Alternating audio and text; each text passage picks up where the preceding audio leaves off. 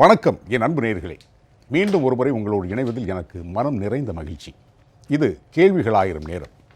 கேள்விகளால் நமது பகுத்தறிவை புதுக்கிக் கொள்ளுகிற நேரம். இன்று வங்கி அதிகாரிகள் சங்கம் வேலை நிறுத்தத்தில் ஈடுபட்டிருக்கிறது. நாளையும் நாளை மறுநாளும் விடுமுறை. திங்கட்கிழமை ஒரு நாள் மட்டும் வங்கி திறந்திருக்க வேண்டும் நம்புகிறேன். அதுக்கு அடுத்த நாள் கிறிஸ்துமஸ் விடுமுறை.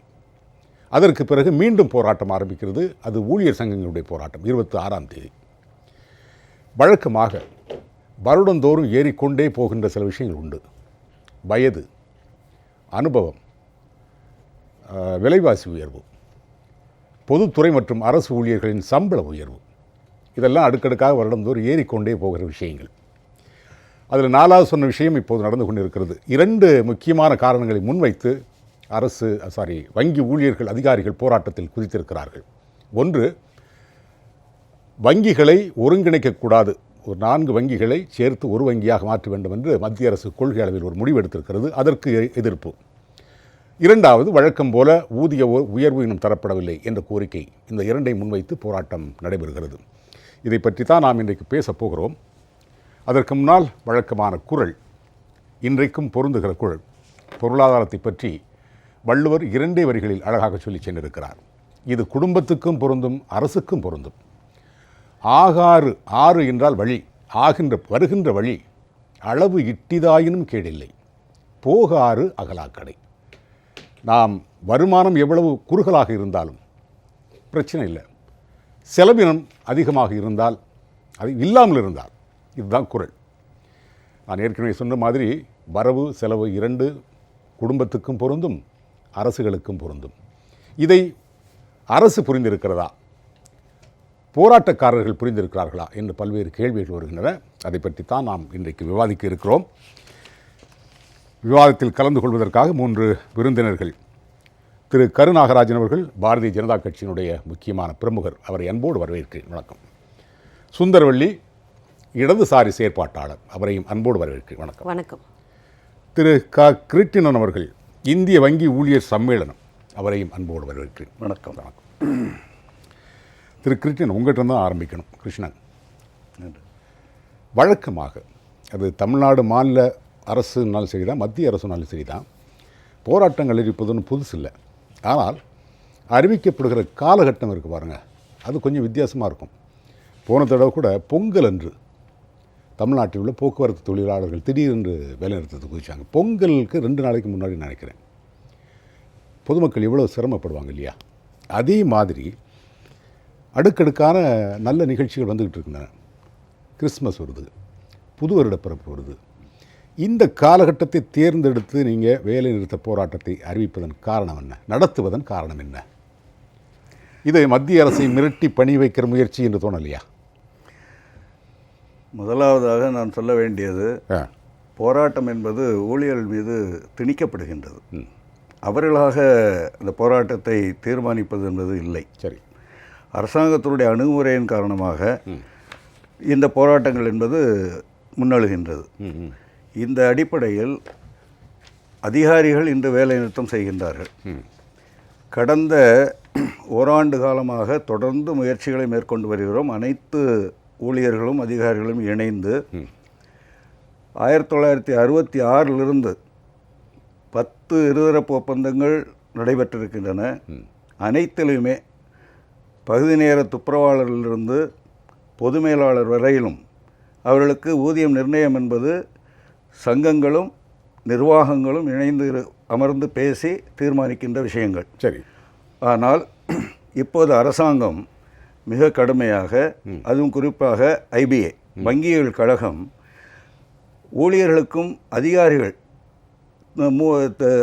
ஸ்கேல் 3 என்று சொல்வார்கள், அதுவரையிலுமான ஊழியர்களுக்கும் அதிகாரிகளுக்கும் மட்டும் ஊதிய உயர்வு பேச்சுவார்த்தையில் இடம் என்றும், ஸ்கேல் 4 அண்ட் அபவ் தலைமை மேலாளர், உதவி பொது மேலாளர், துணை பொது மேலாளர், பொது மேலாளர் இவர்களுக்கு உங்களோடு பேச வேண்டிய அவசியமில்லை, நாங்களே தீர்மானித்துக் கொள்கிறோம் என்பது. அதன் பின்னால் ஒரு பெரிய சூட்சமம் என்னவென்று சொன்னால், அவர்களுக்கு உயர் பதவியில் இருக்கக்கூடியவர்களுக்கு வங்கிகள் கழகம், வங்கி நிர்வாகங்கள் தான் விரும்பியபடி அதாவது வெவ்வேறு ஊதியத்தை நிர்ணயிப்பதற்கான ஒரு ஆபத்தான விஷயத்தை பின்னணியில் கொண்டு தீர்மானிக்கின்ற காரணத்தினால் இந்த வேலைநிறுத்தம் என்பது இப்போது வந்திருக்கிறது. இல்லை, நீங்கள் சொல்லுங்கள், இந்த ஊதிய முரண்பாடுங்கிறது எப்படி வரும்? அதில் ஊதிய முரண்பாடு என்பது தீர்மானிப்பது என்பது எல்லோருக்குமான பொதுவானதாக இருந்தது. எப்படி எல்லோருக்கும்னா எதெல்லாம் சொல்கிறீங்க? எல்லோருங்கிற வரையறையில் இதெல்லாம் கொண்டு வரீங்க? பகுதி நேர துப்புரவாளரிலிருந்து அதிகாரிகள் பொது மேலாளர் வரையில் எல்லோருக்குமாக இருதரப்பு ஒப்பந்தம் என்பது பேசி தீர்மானிக்கப்பட்டு அமலாக்கப்பட்டிருக்கிறது. சரி, 10 இருதரப்பு ஒப்பந்தங்கள் அவ்வாறு. எனக்கு ஒரு சின்ன சந்தேகம் நீங்கள் பேசுனதில் வச்சு எனக்கு, அதாவது அதிகாரிகளுடைய சங்கம் இன்னைக்கு வேலை நிறுத்தம் பண்ணுது, தொழிலாளர்களுடைய சங்கம் 26ஆம் தேதி வேலை நிறுத்தம் பண்ணுது. இல்லையே இல்லை, அது இல்லை, தொழிலாளர்கள் 26ஆம் தேதி நடைபெறவுள்ள வேலைநிறுத்தம் என்பது மிக பொதுவான கோரிக்கையான வங்கிகளுடைய இணைப்பை எதிர்த்த போராட்டம். அது மட்டும்தான். இப்போது முன்னிருக்கக்கூடிய பேங்க் ஆஃப் பரோடா, தேனா வங்கி, விஜயா வங்கி, இந்த 3 வங்கிகளையும் இணைப்பதற்கான உத்தரவினை அரசாங்கம் பிறப்பித்திருக்கிறது. அதை எதிர்த்த போராட்டம் அனைவரும் சேர்ந்து, இந்த வேலைநிறுத்தத்தில் சென்றிருக்கக்கூடிய அதிகாரிகளும் ஊழியர்கள் எல்லோரும் இணைந்து நடத்தக்கூடிய போராட்டம். இப்போது இன்று நடக்கக்கூடிய போராட்டம் என்பது அதிகாரிகள் சங்கத்தால் நடத்தப்பட்டிருக்கிறது. ஐபோக் என்று சொல்லக்கூடிய all India bank officers confederation அவர்கள் இந்த எல்லாருக்குமாக அதிகாரிகளுக்கு ஸ்கேல் 1லேருந்து ஸ்கேல் 7 வரைக்கும் இந்த ஊதிய நிர்ணயத்திற்காக போராடக்கூடியவர்கள் அவர்கள் கேட்டிருக்கிறார்கள். எங்களுடைய கோரிக்கையும் இருக்கிறது. ஆனால் அவர்கள் அதற்கு முக்கியத்துவம் கொடுத்து நடத்துகின்றார்கள். எங்களால் இணைய முடியாத காரணம், நாங்கள் இந்திய வங்கி ஊழியர் சம்மேளனத்தை சார்ந்தவர்கள், அவருடைய கோரிக்கையில் ஒரு சில முரண்பாடுகள் இருக்குது வேறு கோரிக்கைகளில். ஆகவே நாங்கள் விலகி நிற்கின்றோம். சரி, சுந்தரவள்ளி, நீங்கள் பிறப்பிலேயே ஒரு போராளி என்பதை நான் அறிவேன். அதாவது சமூக தளத்திலும் சரி, வாழ்வியல் தளத்திலும் சரி, ரெண்டுலேயுமே நீங்கள் கலந்து போராடுகிற ஒரு போராளி, மிகப்பெரிய ஒரு போராளி. நான் பெரிதும் மதிக்கிறேன். அதனால் இந்த போராட்டத்தை கண்டிப்பாக நீங்கள் ஆதரிப்பீங்க, அதில் மாற்று கருத்து இல்லை. உண்மையா? கண்டிப்பாக. எனக்கு அடிப்படையான ஒரு கேள்வி வருகிறது. ஊதிய உயர்வு என்று சொல்லும்போது வருமானம் உயரணும் இல்லையா? இரண்டுமே சரிசமமாக இயங்க வேண்டியது. அதாவது ஊதிய உயர்வு மாத்திரம் மேல் போயிட்டு இருக்கும்போது வருமானம் அதே மாதிரி ஒரு அந்த மட்டத்தில் நிற்குதுன்னு வச்சுங்களேன், இதை எப்படி நியாயப்படுத்த முடியும்? அதுதான் அரசு துறை வங்கிகளை தனியார் துறை வங்கிகளோடு ஒப்பிடுகிற போது நிறைய வாராக்கடன், நிறைய கடன் தள்ளுபடி, இப்படியெல்லாம் பல பணத்தை வந்து பின்னுக்கு இழுக்கிற அல்லது வளர்ச்சியை பின்னுக்கு இருக்கிற வேலையை செய்திருக்கிறார். அதாவது வராக்கடன் தான் வருமானத்தை குறைக்கும். ஆமா, அது 8 லட்சத்தி சில்லற வாராக்கடன் போது 8 லட்சம் சில்லற கோடி வாராக்கடன் போது எப்படி வங்கிகள் இயங்கும்? பொதுத்துறை வங்கிகள் பொதுவாக எப்படி பார்க்கப்படுகிறது என்றால், பெரிய பெரிய ஆளுகிற கட்சிகளை சேர்ந்தவர்கள் யாருக்கு கொடுக்க வேண்டும் என்று கை காட்டுகிறார்களோ அவர்களுக்கு வங்கியில பணம் கொடுக்க வேண்டிய நிர்பந்தத்திற்கு ஆளாகிறார்கள். அப்ப இந்த வராக்கடனுக்கு முக்கியமான காரணம் வந்து அரசு நிச்சயமாக வங்கி அதிகாரிகள் வந்து நேரடியா இவ்வளவு கோடி கொடுத்தாலும் மாட்டிக்க மாட்டாங்க. ஆனால் அரசு கை காட்டுகிறவர்கள் கொடுத்தாக வேண்டிய தேவையை, நிர்பந்தத்தை அங்கே உருவாக்குகிற போது அவங்க வந்து இந்த இதுல மாற்றாங்க அப்படின்னு சொல்லி நம்ம பார்த்துக்கலாம். தொடர்ந்து பேசலாம். பேச குறுக்கிட அரசியல் தலையீடு என்பது வெகுவாக இருக்கிறது. அதுதான் நான் அரசியல் தலையீடு முக்கியமானது. கார்ப்பரேட்ஸ் வந்து அதுல இணைந்து இருக்காங்க. இதனுடைய விளைவு ரொம்ப சூட்சமாக அரசு தலையீடு அல்ல, அரசியல் தலையீடு. அரசியல் தலையீடு. அரசு தலையீடு என்பது கொள்கை சார்ந்த தலையீடா இருக்கும். அரசியல் தலையீடு என்பது குறுக்கு வழியில போறதா இருக்கும். ரெண்டுக்கு வித்தியாசம் இருக்கு. அதனாலதான் கேட்டேன். அதுதான், ரெண்டுக்கு வித்தியாசம் இருக்கு. நீங்க இன்னொன்னு பாத்தீங்கன்னா, நீங்க வங்கியில வந்து கடன் வாங்கி கொண்டு திரும்ப செலுத்தாத கார்ப்பரேட்ஸ் உடைய பட்டியலை கேட்கிறோம். பட்டியலை வெளியிடுங்கள் என்று சொல்லுகிறோம். ஆனால் ரிசர்வ் பேங்க் வெளியிட மறுக்கிறது. அப்ப நமக்கு என்ன வருது அப்படின்னா, ஒரு ஏமாற்றிட்டு பல கோடி ரூபாய் ஏமாற்றி மக்களுடைய வரிப்பணத்தை ஏற்ப விட்டுட்டு போற கார்ப்பரேட்ஸ் உடைய பணத்தை நம்ம தள்ளுபடி பண்றோம் அல்லது வாராக்கடன்ல சேர்க்கிறோம். சாமானிய கல்வி கடன் வாங்கின குழந்தைங்களுடைய பணத்தை பேங்க்ல ஒட்ட வைக்க வேண்டிய நிர்பந்தத்தை உருவாக்குறோம். எனக்கு ஒரு சின்ன சந்தேகம். இப்போ நீங்க வந்து ரிசர்வ் வங்கி அந்த பட்டியலை தர மறுக்கிறது வெளிப்படையா. எதிர்க்கட்சி தலைவர், காங்கிரஸ் தலைவர் ராகுல் காந்தி அவர்கள் 15 பெருநிறுவனங்களுடைய பேரையே சொல்றார். இவங்க தான் நிறைய 3 லட்சம் கோடி தள்ளுபடி பண்ணியிருக்காங்க அப்படின்னு. இது பட்டியல் வராம எப்படி ராகுல் காந்தி? அவருக்கு தெரிஞ்ச பட்டியல் அவர் சொல்லியிருப்பாரு, அது வெளியிடப்பட்ட பட்டியல். ஆனால் தரம் மறுத்தது என்பது அதிகாரப்பூர்வமான செய்தி. ரிசர்வ் பேங்க் தரம் மறுத்தது. அதையெல்லாம் தாண்டி இன்னொரு சிக்கல் இருக்கு இவங்களுக்கு, வங்கிகளை இணைப்பது அப்படின்றது. அது சாமானியம் இல்ல. ஒரு போட்டியோட இத்தனை அரசு உடைமையாக்கப்பட்ட வங்கிகள் போட்டி மனப்பான்மையோட வேலை செஞ்சுட்டு இருக்கு. அப்பயே இவ்வளோ கடுமையான நெருக்கடிகளை சந்திக்கிறது. மொத்தமா 6 வங்கியா மாத்தி விட்டோம்னா அது என்ன மாதிரியா இருக்கும்? வேலை இழப்பு ஏற்படும், போட்டி இல்லாம போகும், உள்ள இன்னும் ஊழலாகும். அதுல அரசு சொல்லுகிற ஒரு காரணம் என்னன்னா, ஏன் வங்கிகள் இணைக்கிறோம் அப்படின்னா, பெரும் தொகை அப்படியே தரலும் 6 வங்கிகள் ஆக்கிட்டோம்னா அந்த பெரும் தொகை பெரும் திட்டத்திற்கு பயன்படுத்தப்படும் என்றால் இங்கதான் நமக்கு அச்சம் வருது. பெரும் திட்டம்னா யாரோடைய திட்டம், யாருக்கு, எதுக்கு, எந்த அடிப்படையில் என்கிற அடிப்படையான ஒரு கேள்வி கூட இந்த பெருந்திட்டத்தின் கீழே வருது. அதோட இன்னொரு விஷயத்தை பிரதமர் அவர்களினுடைய நிதி ஆலோசனை குழுவினுடைய தலைவர் பேசியிருக்கிறார். அது ரொம்ப கிரிட்டிக்கலா இருக்கு. வங்கிகளுடைய நிலைமை குறித்து கிரிட்டிக்கலா இருக்கு. என்ன யோசிக்கிறார் அப்படின்னா, வாராக்கடனால் பொதுத்துறை வங்கிகள் எல்லாம் நட்டம் அடைந்திருக்கிறது. அதனால பங்குகள் சரிந்திருக்கிறது. நட்டம் அடைஞ்சா பங்கு சரிஞ்சிடும். ஆனா பங்குகள் சரிந்ததுனால இதை யாரும் வாங்க முன்வர மாட்டாங்க அந்த வங்கிகளை. அப்ப என்ன பண்ணணும், அரசு மறுமுதலீடு செய்து அந்த வங்கிகளை மீட்டெடுத்து அதை வளர்த்து அதுக்கப்புறம் விற்கணும். அப்பதான் அதுதான் முறை என்று யார் சொல்லியிருக்கிறார்? பிரதமர் மோடி அவர்களுடைய பொருளாதார ஆலோசனை குழுவினுடைய தலைவர் பிபேக் தெபாராய் என்பவர் சொல்லியிருக்கிறார். இதுல இந்த சொல்லி அறிவிச்ச பிறகு 2.11 லட்சம் கோடி ரூபாயை மறுமுதலீடாக பிரதமர் அவர்கள் அறிவிக்கிறார். பட்ஜெட்ல இருக்கு, அறிவிக்கிறதுனுடைய உள்நோக்கம். அப்ப நமக்கு என்ன தோணுது அப்படின்னா, அப்ப பொதுத்துறை வங்கிகளை மெல்ல மெல்ல ஒன்று சேர்ப்பதும் அல்லது பங்குகளை தனியாருக்கு விற்பதும் இது மாதிரியான வேலைகள் வங்கிகளை விற்கிறதுக்கு மாற்றி விடுவதற்கான வேலை, ஏற்கனவே ஒப்பந்த ஊழியர்களாக உள்ள கொண்டு வந்து சேர்க்கிற பல விஷயங்கள் என்று பல குழப்பங்களை அரசு துறை வங்கிகள் சந்தித்து வருகிற போது மீண்டும் மீண்டும் இணைப்பு இந்த வேலைகள்லாம் இவர்கள் செய்கிறார்கள் என்று வைக்கிற போது வங்கிகளை காப்பாற்ற வெறும் ஊதியத்துக்காக போராடுற குரூப்பா நம்ம வங்கி ஊழியர்களை பார்க்க வேண்டாம். நீங்க அப்படியே பார்த்தாலும் 17 இந்த ஊதிய உயர்வை போட்டிருக்கணும். 2017 டிசம்பர்லயே நீங்க ஊதிய உயர்வை போட்டிருக்கணும். ஆனா அதை செய்யாம இன்னும் வரை இழுத்தடிக்கப்பட்டிருக்கிறது. இன்னும் வரல 17 போட்டிருக்கணும். ஆனா நீங்க அதையும் செய்யல அப்படின் போது இவர்கள் வெறும் சம்பளத்திற்காக போராடுகிறார்கள் என்ற தோற்றத்தை உண்டாக்கிட விடக்கூடாது. அரசு துறை நிறுவனங்களை, குறிப்பாக வங்கிகளை பாதுகாக்க வேண்டும், அதனுடைய பொருளை பாதுகாக்கணும், அதை உயர்த்தணும் அப்படின்ற வெறும் போராட்ட களத்தில் இவங்க நிற்கிறனால தான் குறைந்தபட்சமாக அது பாதுகாக்கப்படுகிறதோ என்று நான் நினைக்கிறேன். சரி, திரு கருநாகராஜன், முக்கியமான கேள்வி. இப்போ நீங்க கேட்ட விளக்கங்களிலிருந்து ஒரு கேள்வி உங்களுக்கே தோணி இருக்கும். ஒரு கேள்வியும் தோணல. பொய்யா பேசுதா எங்க போய் தோணும்? ஒன்னும் தோணல. சரி, நீங்க அது பொய்ன்னு நிரூபிச்சிருங்க. ஒண்ணு இல்ல, இது பொய் தாங்க. நீங்க ஏற்கனவே இடதுசாரி சிந்தனையால சொன்ன உடனே அந்த அம்மா என்ன பேசுவாங்க பாவம், இப்படிதான் பேச முடியும். சரி, நீங்க கேக்குறது கேளுங்க, நான் சொல்ல முடியாது. இப்போ இந்த நான் பதட்டப்படவா, எனக்கு பதிலா தோன்றவில்லை. சரி, வராக்கடனுக்கு காரணம் அரசு அல்ல, அரசியல் குறுக்கீடுகள் என்று பகிரங்கமாக குற்றம் சாட்டியிருக்கிறார்கள். இது அவர் தான் அந்த பக்கத்தில் இருக்கிற அரசியல் அவர் சம்பந்தப்பட்டவர், வங்கி சம்மேளனத்தினுடைய முக்கியமான அகில இந்திய பொதுச் செயலாளர்.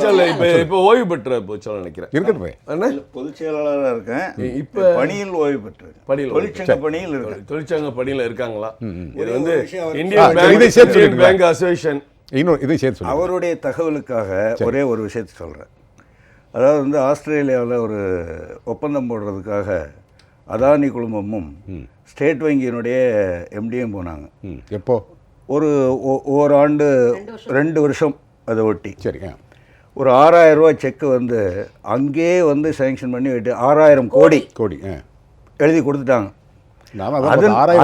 அதன் பிறகு சப்சிக்வெண்ட்டாக ஆஸ்திரேலியன் கவர்மெண்ட் அந்த இதிலிருந்து பின்வாங்கி அது ரத்தாயிடுச்சு. இது எல்லாத்தையும் நீங்கள் இதிலிருந்து ஆரம்பிச்சிடலாம். விஜய் மல்லையா 9000 கோடிக்கு மேலே இன்றைக்கி வாங்கிட்டு நிற்கிறாரு, எம்பி ஆனார், எல்லாருடைய ஆதரவு அவருக்கு இருந்தது, அவர் வெளியில் போகிறதுக்கான ஏற்பாடுகள்லாம் இருந்தது. அரசியல் தலையீடுகள் இல்லாமல் இதெல்லாம் நிகழ்வதற்கான சாத்தியமே கிடையாது. சரி, கருநாகராஜன் சொல்லு. அரசியல் விஜய் மல்லையா எம்பி ஆக்கினது யாருன்னு உங்களுக்கு தெரியும். இல்லை, மத்திய அரசுன்னு பார்க்க வேண்டாங்கிறதுக்காக நீங்கள் பார்த்துக்குங்க. விஜய் மல்லையாவுக்கு யார் லோன் கொடுத்தா, எந்த ஆட்சி இருந்ததுங்கிறதும் அவருக்கு ஐயாவுக்கு தெரியும். கிருஷ்ணய்யா தானே,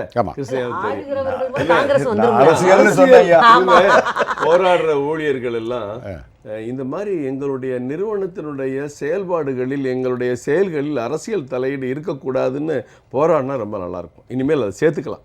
ஏன்னா நாங்க தலையிட மாட்டோம். இனிமேலாவது அவங்க எந்த ஆட்சியும் சரி அதை சேர்த்துக்கிட்டாங்கன்னா நல்லது போராட்டத்தில். 2வது 5 ஆண்டுகளுக்கு நான் பேசி முடிச்சோம், நீங்க மொத்தமா 5 ஆண்டுகளுக்கு ஒரு முறை.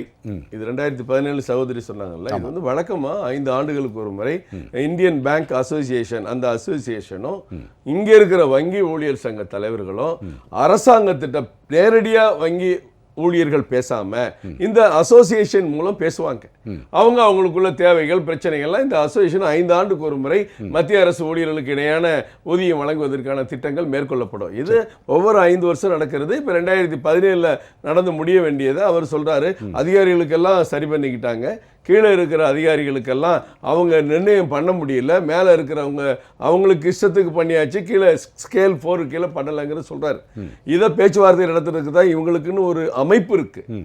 அந்த அமைப்பில் எல்லா வங்கியினுடைய முக்கிய தலைவர்களும் பொறுப்பாளர்களும் அதில் இருக்காங்க. அந்த அமைப்பு முடிவு எடுத்து சொல்லும். இது அவங்களுடைய ஊதியத்துக்கான போராட்டம். தமிழ்நாட்டில், இந்தியாவில் சத்துணவு ஆயா முதற்கொண்டு அரசு ஊழியர், டிரைவர் கண்டக்டர் வரைக்கும், அரசு ஊழியர் வரைக்கும், ஜாக்டோஜி வரைக்கும் எல்லாரும் போராடிக்கிட்டு இருக்காங்க. அந்த மாதிரி இது ஒரு போராட்டம். சரி, வங்கி இணைப்புகள்னால பெருந்தொகையை திரட்டி அதை எங்கே கொண்டு போய் மொரிஷியஸ் தீவில் வைக்கிற மாதிரி காங்கிரஸ் வச்ச மாதிரி வைக்க போகிறோமான்னு சுந்தரவல்லி பயந்தது எனக்கு ஆச்சரியமாக இருக்குது. ஏற்கனவே State Bank of Travancore, State பேங்கோட Mysore, State Bank of Patiala, இப்படி நிறையா, ஸ்டேட் பேங்க் ஆஃப் ஜெய்ப்பூர், ஒரே ஸ்டேட் பேங்க்கு ஆங்கிலேயர் ஆட்சியில் அவனும் தேவைக்காக நிறையா பல்வேறு பிரிவுகளை உண்டாக்கி அன்னைக்கு ஆரம்பித்த பேங்க்கு இன்னைக்கு ஸ்டேட் பேங்கெல்லாம் ஒன்றாக்குறாங்க. அதே மாதிரி இப்போ சார் சொல்கிறாரு பேங்க் ஆஃப் பரோடாவை, தேனா பேங்க்கு, விஜயா பேங்க் எல்லாம் சேர்க்க போகிறாங்க. இப்படி சேர்த்ததுனால ஸ்டேட் பேங்க்கில் ஒரே ஒருத்தருக்காவது வேலை போயிருச்சா, இல்லை ஸ்டேட் பேங்குக்கு இணையாக கொஞ்சம் கம்மியாக வாங்கிட்டு இருந்த ஊழியர்கள் கூட, ஸ்டேட் பேங்க் திருவாங்கூர், மைசூர், பாட்டியாலா ஊழியர்கள் கூட ஸ்டேட் பேங்குக்கு இணையாக சம்பளம் வாங்கினாங்களே, அது தவறா? அல்லது சின்ன சின்ன வங்கிகள்லாம் இருந்தால் பெரிய தனியார் நிறுவனங்களோட வங்கிகளோட போட்டி போட முடியாத நிலை இருக்கிற பொழுது ஒன்றாக இணைத்து பலத்தோடு போதுனா சரியா இருக்குமா?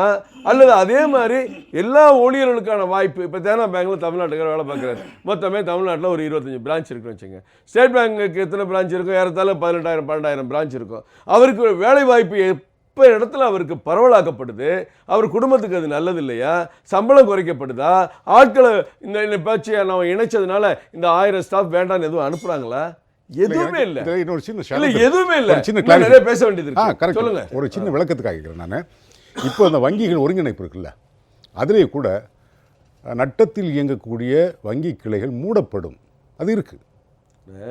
நட்டத்தில் இயங்கக்கூடாதுங்கிறது தான். ஸ்டேட் பேங்க் கூட இந்த குவார்ட்டருக்கு முதல்ல நட்டம் இந்த குவார்ட்டரில் வந்துருச்சு, போன குவார்ட்டரில் வந்துருச்சு, வர்ற குவார்ட்டரில் வரக்கூடிய வாய்ப்பை அவங்க சொல்லிட்டாங்க. கவர்மெண்ட் 26,000 கோடி நஷ்டத்துல போயிட்டு இருக்கு. விஷயம் அப்படி நீங்க பார்க்க கூடாது. சரி, இல்ல நான் என்ன கேக்குறேன், என்ன சொல்றேன், நீங்க கேக்குறது பதில் சொல்றேன். அப்படி பார்க்க கூடாதுன்னு உங்களை தப்பா சொல்லல, ஒரு கருத்து கவனத்துக்கு கொண்டு வர்றேன். சரி, ஏர் இந்தியா டாடா கம்பெனி வச்சிருக்கும் போது லாபத்துல ஓடிச்சு. என்னைக்கு கவர்மெண்ட் எடுத்தோமோ அன்னைக்கு இருந்து ஏர் இந்தியா இந்திய நாட்டினுடைய தீராத தலைவலி. அப்பா 5,000 கோடி 10,000 கோடி ஒதுக்கிட்டு இருக்கோம். அப்ப இவங்க சொன்ன மாதிரி தனியாரா கவர்மெண்டாங்கிற பிரச்சனைக்கு நம்ம போக வேண்டாம். உலக அளவுல 90% நாடுகள்ல ஐயாவுக்கு தெரியும், பொதுச் செயலாளருக்கு, கவர்மெண்ட் பேங்கே இல்ல. அமெரிக்காவில் 100% கவர்மெண்ட் பேங்க் இல்ல, எல்லாமே தனியார் பேங்க் தான். அங்க என்ன பண்றான்னா, அப்ப சிறு கடனுக்குலாம் என்ன பண்ணுவ? இப்போ கேட்டாங்க, ஆஸ்திரேலியாவுக்கு அதானி போன உடனே 6,000 கோடிக்கு சாங்ஷன் பண்ணாங்க. இங்கே இருக்கிற கார்பரேட் நிறுவனத்துக்கு இன்னைக்கு புதுசாக ஒரு வாய்ப்பு உருவாயிருக்கு. அந்த குளோபலைசேஷனில் நான் இங்கே 10,000 கோடிக்கு தொழில் பண்ணுறேன்னா, இங்கே இருக்கிற state bank, IOB, Canara bank இதை நம்ப வேண்டாம். துபாயில் இருக்க பேங்கை நான் நம்பலாம், சாகா பேங்கை நான் நம்பலாம், ஆஸ்திரேலியா இருக்க பேங்கை நம்பலாம். இவங்களை விட 2% 3% வட்டி குறைவாக கொடுக்கறதுக்கு அவன் தயாராக இருக்கான். இதெல்லாம் இன்னைக்கு இருக்கிற சூழ்நிலை, புதிய சூழ்நிலை. இதுல போட்டி போட்டு நம்ம வங்கிகள் அவனை பிடிச்சி உள்ளத்துக்கு போட வேண்டியது இருக்கு. இப்போ ஒரு பேங்க்ல 100 ரூபா டெபாசிட் இருந்தா அந்த 100 ரூபால 45 ரூபா அவங்க 55 ரூபா கடன் கொடுக்கணுங்கிற ஒரு கிரெடிட் டெபிட் ரேஷியோன்னு ஒன்று இருக்கு. சரி, அதன்படி கொடுத்தாதான் பேங்க் நடக்கும், இல்லாட்டி பேங்க் திவால் ஆயிரும். சரி, கேட்டீங்களா? இருங்க, அப்ப ஒன்னும் சொல்லிக்கிறேன். இவங்க சொன்னதுக்கு 2 பேருக்கு பதில் சொல்ல வைக்கிறீங்கல்ல. சுந்தரவல்லி சகோதரி சொன்னாங்க தள்ளுபடி பண்றாங்க. தள்ளுபடின்னு ஒன்று கிடையாது, அது ஐயா போச்சளவுக்கு தெரியும். அதுக்குள்ள ப்ரொவிஷன்லாம் ரெடி பண்ணி வச்சுட்டு சொத்துக்கள்லாம் தனியாக எடுத்து வச்சுட்டு அதை பார்க்கறதுக்கு கிருஷ்ணன் ஐயா மாதிரி ஒருத்தர் ஸ்பெஷல் ஆஃபீஸராக போட்டு இந்த சொத்தை எப்படி விற்கலாம், எப்படி பண்ணலாம், உண்மையில் சொன்னதெல்லாம் இருக்கா, அக்கௌண்ட்டில் செக் பண்ணு, எங்கே இருக்குது என்ன இருக்குது எல்லாத்தையும் பார்க்கறதுக்கு ஒதுக்கி வைக்கிற விஷயம் தான் அந்த வரா கடனை எடுத்து ஒதுக்கி வைக்கிறது. அது நோ தள்ளுபடி. சரி. சொத்து இருக்கு 9,000 கோடி விஜய் மல்லையா கடை ஓடிட்டாருன்னா அவருடைய சொத்துக்கள் பூரா பேங்க்ல தான் இருக்கு. அவரே சொல்றாரு எல்லாத்தையும் வித்தா 12,000 கோடி வரும், என்னை நியாயமான விலைக்கு விற்க விடுங்க. அங்கிருந்து அவன் கூக்குரல் கொடுத்துக்கிட்டு இருக்கான். சரி, கேட்டீங்களா? இப்ப நிரவ் மோடி ஓடனா நிரவ் மோடியோட ஆபீஸ் பாம்பேல அபிஷேக் சிங்வி காங்கிரஸ் தலைவருடைய வீட்டில் தான் இயங்குது. சிங்வியோட மனைவி நிரவ் மோடி கம்பெனியில் டைரக்டர். இதெல்லாம் நம்ம தெரிஞ்சுக்கணும். இன்றைக்கு வராக்கடன் 2,36,000 கோடியை நம்ம வசூல் பண்ணியிருக்கோங்கிறது ஐயாவுக்கு தெரியும். அதை விட இன்னைக்கு இருக்கிற பேங்க் ஸ்ட்ரக்சரில் 41,000 சகோதரி சொன்ன 2,10,000 கோடி மறுமுதலீடு பேங்க் கொடுக்கணும். அது மாதிரி இப்போ 42,000 கோடி இப்போ அறிவிச்சிட்டாங்க. இன்னைக்கு காலையில் பத்திரிகையெல்லாம் வந்திருக்கு. இது எதுக்குன்னா இந்த பேங்க்குகள் கீழே இருக்கிற எம்எஸ்எம்இ அந்த குறு சிறு தொழில்களுக்கு கொடுக்கறது தான். நாட் ஓன்லி கார்பரேட், அது நம்ம டிவிஷன். இதுக்கு 18%, விவசாயத்துக்கு 18%, விவசாயத்துக்கு 18%லையும் 50% பெரிய விவசாயி, 50% குறு விவசாயி. இதெல்லாம் பேங்க்ல நிறைய இருக்குண்ணே. சரி, சொல்லுங்க. முன்னாடி இருந்தே குறுக்கிட்டு இல்லை மன்னிக்கணும். சொல்லுங்க சொல்லுங்க. ஏராளமாக பேசுகிறாங்க. அவங்க வந்து அரசியல் கட்சியில் இருந்து வந்திருக்காங்க. நான் தொழிற்சங்கத்திலிருந்து வந்திருக்கேன். இல்லை அரசியலுடைய அநியாயங்களை நேரடியாக சந்திக்கக்கூடிய நபர்களாக நாங்கள் இருக்கோம். சரி, நான் ஏற்கனவே வந்து அதானி குழுமத்தை ஆஸ்திரேலியா கூட்டு போயிட்டு அது வந்து வந்ததை பற்றி சொன்னேன். இப்போது ஸ்டேட் வங்கி வந்து எல்லா ஏற்பாடுகளும் பொதுத்துறையில் நிறுவப்பட்டு இவ்வளவு சிறப்பாக 25,000 கிளைகளுக்கு மேலாக இன்னைக்கு இருக்குது. 5 அசோசியேட் வங்கிகளை அதனோடு இணைச்ச பிறகு 25,000 கிளைகள் இன்னைக்கு இருக்கு. சரி, அதுல வேலை இழப்பு இருக்கு. சொல்ல வரேன், தயவு செய்து நீங்க கொஞ்சம் பொறுமையாக கேட்கணும். 25,000 கிளைகளுக்கு முன்பு இந்த அசோசியேட் பேங்க்ஸை இதோட இணைச்ச பிறகு 3,500 கிளைகள் வந்து மூடப்பட்டிருக்கு. இணைத்த பிறகு இணைத்த வங்கிகளிலிருந்து இதுவரைக்கும் விஆர்எஸ்க்கு வந்து இணைவதற்கு முன்பாகவே 3,500 ஊழியர்கள் வெளியேற்றப்பட்டிருக்கிறார்கள். இப்போது அன்றாடம் வந்து விஆர்எஸ்ல ஊழியர்கள் சென்று கொண்டிருக்கிறார்கள். இதை விட இன்னொரு முக்கியமான விஷயம் நான் சொல்ல வேண்டியது, போறாங்களா அனுப்பப்படுகிறார்கள் வேற வழி நிர்பந்தம். இங்கிருந்து உங்களை இல்லை ஒரு நிமிஷம், இங்கிருந்து அஸ்ஸாமுக்கு ஒருத்தரை போட்டா அவன் குடும்பத்தை விட்டுட்டு அவன் அங்க போவானா அல்லது எனக்கு கிடைச்சது போதும் நான் அங்க இருக்கேன்னு உட்காருவானா?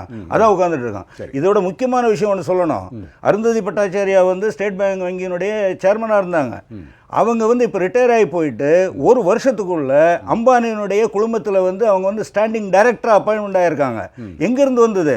நேரடியான அரசு தலையீடு என்பது ஏற்பாடு இருக்கு. இன்னொன்று முக்கியமான விஷயம், இவ்வளோ பெரிய வங்கியோட 25,000 கிளைகளை கொண்ட வங்கியோட ரிலையன்ஸ் அம்பானி ஒரு பேமெண்ட் பேங்க் ஆரம்பிக்கிறான்.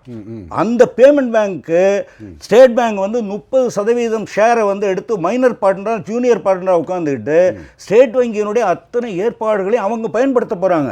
இது அரசியல் தலையீடுனால நிகழ்ந்திருக்கு. நாங்கள் அதை கூடாதுன்னு சொல்றோம். இந்த தலையீடுகள் தான் பொதுத்துறை வங்கிகளை சீரழிக்கின்றன, சிதைக்கின்றன. வங்கி ஊழியர்கள் வெளியேற்றப்படுகிறார்கள். இன்னும் கிளைகள் இன்னும் பொறுத்திருந்து பாருங்க.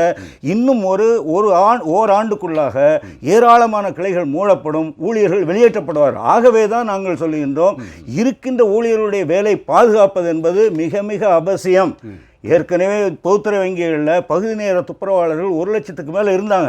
இன்னைக்கு அந்த பகுதி நேர துப்புரவாளர் என்ற கேட்டகரியே வந்து இல்லாமக்கிட்டாங்க. இப்போ கடைநிலை ஊழியர்கள் வந்து மிகப்பெரிய அளவில் வந்து சுத்தமாக வந்து ரெக்ரூட்மெண்ட் என்பது இல்லாமல் இருக்கு. இன்னைக்கும் கூட கேரளாவில் ஒரு சாதாரண இந்த கிராம வங்கிங்க, கேரளா கிராமம் பேச நேயர்களே, இனி ஒரு விளம்பர இடைவேளைக்கு பிறகு மீண்டும் கேள்விகள் ஆயிரம் நிகழ்ச்சி தொடரும்.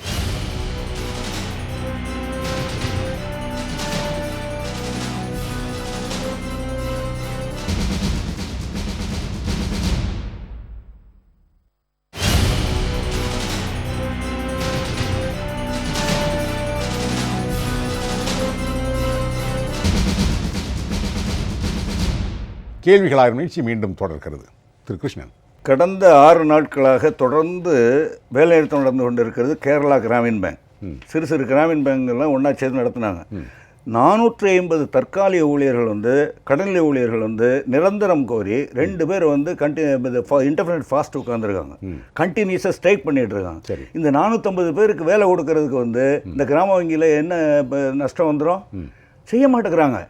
அரசாங்கம் என்பது வேலையை இழப்பை உருவாக்கி கொண்டே இருக்கிறார்கள். இது எதிர்த்து போராட வேண்டிய கட்டாயம் இருக்குது. அங்கே ஒரு வேலை நிறுத்தம் நடக்குது. இப்போ எங்களுடைய கோரிக்கைகளில் வந்து இந்தியா முழுமையிலும் பொதுத்துறை வங்கிகளில் கடைநிலை ஊழியர்களை நியமனம் செய்வது என்பது குறைந்து கொண்டே போகிறது. வட மாநிலங்களில் பல இடங்களில் நேரடியாக கான்ட்ராக்சுவல் லேபருக்கு கொடுத்துருக்காங்க, கான்ட்ராக்ட் விட்டுருக்காங்க. இதெல்லாம் பொதுத்துறை வங்கிகளில் நடக்கக்கூடாது என்பதற்காகத்தான் வேலைநிறுத்தங்களும் போராட்டங்களும் தொடர்ந்து நடைபெற்று கொண்டிருக்கின்றன. சரி, திரு கருணாகராஜன், 2 கேள்வி தான், என்னுடைய கேள்வி இல்லை, 2 கேள்வி. அவங்க சொன்ன கேள்வியிலிருந்து 2 கேள்வி. ஒன்று, அருந்ததி பட்டாச்சாரியா அவங்க எங்கே இருந்தாங்க, இப்போ எங்கே இருக்காங்க? இது வந்து அரசு முடிக்க விடுங்க, சொல்ல விடுங்க, அது நீங்கள் பேசுங்க. அரசாங்கத்திலிருந்து சில சலுகைகளை பெறுவதற்காக உள்ள முன்னேற்பாடு என்பது முதல் குற்றச்சாட்டு. 2வது, வேலை இழப்புகள் இல்லைன்னு சொன்னீங்க, அவர் இருக்குன்னு சொல்லியிருக்காரு. விளக்கம் என்ன? அதாவது முதல் குற்றச்சாட்டுக்கு தமிழகத்தில் இருக்கிற பல்வேறு கார்ப்பரேட் கம்பெனிகள், பெரிய பெரிய தொழிற்சாலைகள்லாம் நீங்கள் பார்த்தீங்கன்னா யாரா அங்கே சிஇஓ உட்காந்துருக்கானா, இங்கே இருக்கிற ரிட்டையர்டு வங்கி ஊழியர்கள், வங்கி தலைவர்கள், வங்கி டைரக்டராக இருந்தவர்கள், ஐபிஎஸ் ஆஃபீஸராக இருந்தவர்கள், ஏன் ஐஏஎஸ்ஸாக பணியாற்றியவங்கெல்லாம் ஒவ்வொரு கம்பெனிலையும் உட்காந்துருக்காங்க. இது வழக்கமான ஒன்று.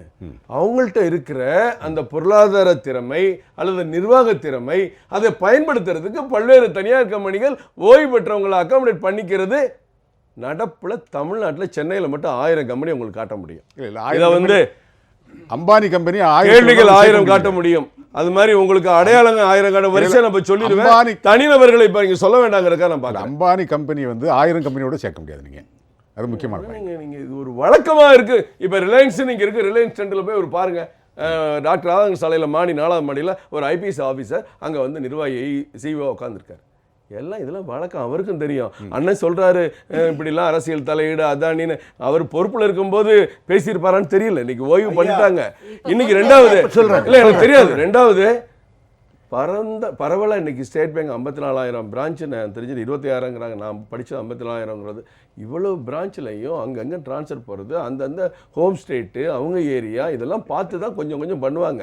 சிலர் விரும்பி ட்ரான்ஸ்ஃபர் கேட்பாங்க. சில பேர் அதிகாரிகள் ப்ரொமோஷன் போக போக ட்ரான்ஸ்ஃபரை சந்தோஷமாக ஏற்றுட்டு போவாங்க. இதெல்லாம் வழக்கமாக எல்லா டிபார்ட்மெண்ட்லையும் உள்ளது. அது வாத்தியாரில் இருக்குது, எல்லா டாக்டரில் இருக்குது, இவங்க பேங்கில் இருக்குது, எல்லாத்துலையும் ரயில்வேல எல்லாத்துலேயும் தான் இருக்குது.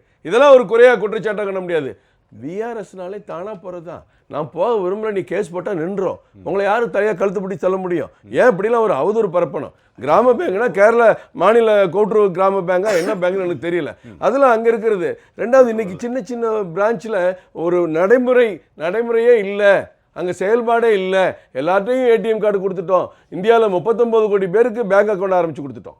அதெல்லாம் அவங்க நன்றி சொல்லணும், அவங்களாம் உதவி பண்ணாட்டி நடக்காது. அந்த 39 கோடி பேரும் ஏடிஎம் கார்டு வச்சுருக்காங்க. எல்லாத்தையுமே இன்றைக்கு பேங்க்கே போகாமல் பேங்க் அக்கௌண்ட் ஆப்ரேட் பண்ணுறதுக்கு மொபைல் ஆப், அம்பேத்கர் பீம் ஆப்னு சொல்லி அம்பேத்கரோடைய பேரில் பீம் ஆப் டவுன்லோட் பண்ணி வச்சுருக்கோம். அதை வச்சுட்டு நீங்கள் பேங்க்கே போகாமல் ட்ரான்ஸ்லேட் பண்ணிடலாம். இன்றைக்கு எல்லா விதமான டிஜிட்டல் வசதி இருக்கிறதுனால சின்ன சின்ன வங்கிகளுடைய செயல்பாடுகளில் அங்கே தேவை இல்லாமல் இருக்கலாம், அந்த தேவை வசதிகள் தேவைப்படாமல் இருக்கலாம். அதெல்லாம் இன்னைக்கு பாருங்க, ஏடிஎம்ல சில இடத்துல கியூல இருக்காங்க. இவ்வளவு ஏடிஎம் இல்லைன்னு நீங்க நினைச்சு பாருங்க, பேங்க்ல கூட்ட நம்ம போக முடியுமா? இது ஒரு மாற்றம், கால மாற்றம். இன்றைக்கு 10 லட்சம் மக்களின் காரணமாக வேலை இழப்புகள் நேர்கின்றன. இழப்புகள் இல்லைண்ணே, நான் பிரான்ச் மூணுக்கு சொல்றேன். ஏதாவது பிரான்ச் மூணு வேலை போகாது, அடுத்த வேலை அதிகமா இருக்கு, அடுத்த பிரான்ச்சுகள் அதிகமா தான் இருக்கு. ஏடிஎம்னா ஏடிஎம் போட்ட பிறகு ஏடிஎம் போய் எப்படி பொம்மை மாதிரி நிக்குமா? அது செயல்படுத்த வேண்டாமா? அதுக்கு எத்தனை அதிகாரி தேவை, எவ்வளவு பணம் மூவ் பண்ணணும், எவ்வளவு பணம் எடுத்துட்டு வரணும், எவ்வளவு இருக்கு வேலை வாய்ப்பு. பேங்க் துறையில குறையில, வங்கி ஒரு நிமிஷமா, வங்கி துறையில கடந்த வாரம் வெளியிட்டிருக்காங்க செய்தி, அவரும் படிச்சிருக்காரு. 7 லட்சம் பேருக்கு புதுசாக வேலை வாய்ப்பு உருவாக்கிங்கிற பட்டியலை அதில் போட்டிருக்காங்க. எல்லா கடைநிலையிலிருந்து இல்லை, இதில் எனக்கு என்னன்னா, வங்கிகளினுடைய கிளைகளை மூடுவதனால் முதல்ல வேலை இழப்பு சர்வசாதாரணமாக நடக்கும். ஒரு 10,000 வங்கி கிளை இருக்குன்னு வச்சுக்கோங்க, ஒரு 1000 கிளையை மூடிட்டீங்கன்னா அதில் வேலை பார்த்தவங்களை எங்கே போடுவீங்க? அதுதான் வேலை இழப்பு இயல்பாக வந்துடும். இன்னொரு விஷயம், வேலை இழப்பு இயல்பாக வர்றது மற்றும் கிடையாது, அதை கணினிமயமாக மாற்றுவீர்கள். அப்போ கணினிமயமாக மாற்றுகிற போது புதிய வேலை வாய்ப்பு தடுக்கப்படும்.